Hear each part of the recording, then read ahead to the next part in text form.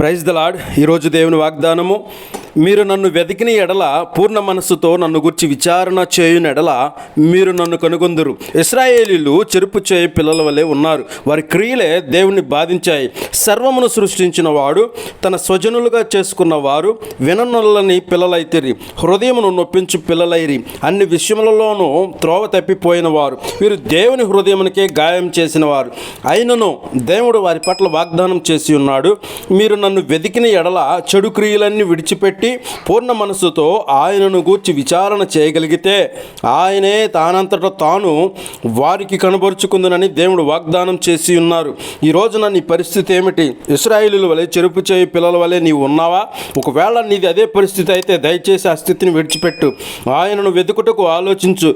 ఎందుకంటే ఆయనను వెతికితే దొరుకుతానని వాగ్దానం చేసి ఉన్నాడు. అందుకే పూర్ణ మనస్సుతో ఆయనను గూర్చి విచారణ చేయగలిగితే ఆయనను